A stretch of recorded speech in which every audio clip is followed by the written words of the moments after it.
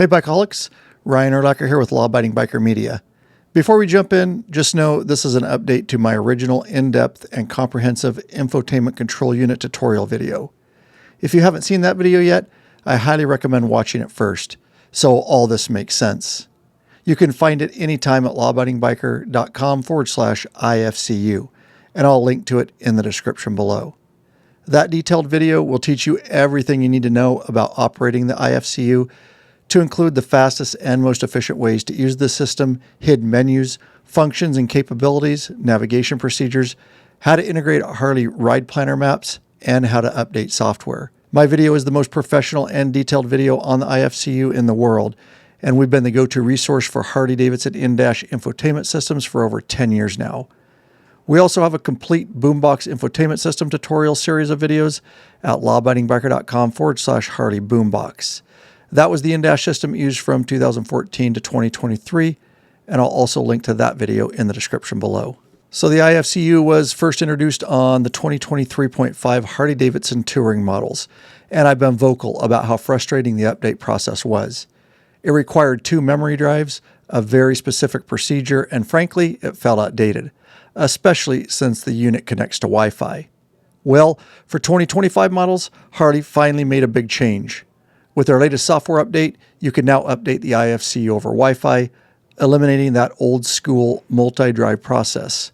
And the best part, this update also applies to 2023.5 and 2024 models with the IFCU. But this isn't just about Wi-Fi updates. This software update also adds new features and fixes a bunch of bugs. So I highly recommend updating as soon as possible. You'll find a full list of what's included on the same Harley webpage where you download the update files. So the update process varies slightly depending on what version of software you're running. So go into your IFCU system settings and check your current software version. If you're running version 22370 or higher, you don't need to use 2 memory drives. On Harley's software download page, you'll see 2 files, one for your first memory drive and one for your second memory drive. If you have software version 22370 or higher, you only need to download the second file to a single memory drive. If you have a previous software version, you'll need to insert the first memory drive with the first file to get updated to the latest software version. If you mistakenly use both memory drives, inserting the first memory drive with the first file, you'll just get an error message and you can move on to inserting your second memory drive with the second file. So understand you'll need to set aside about 2 hours to complete everything. Downloading the compressed second update file alone took me over 45 minutes. Even on a high-speed internet connection. And once you start the installation process on your bike, it'll take an additional 45 minutes. So keep your battery on a tender, as you don't want to lose power mid-update.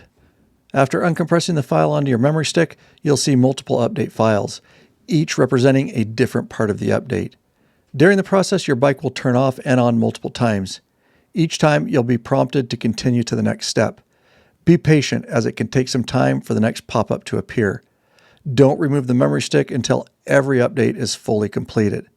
At the very end, you'll see a final confirmation pop-up that says the update is complete, but it only appears for about 10 seconds, so stay at your bike and don't miss it.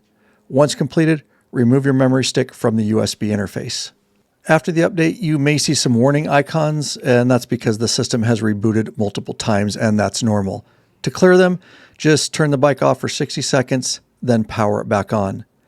Now with this update installed, you'll now get some language about periodically connecting to Wi-Fi to check for updates under the software update menu button. And that's it.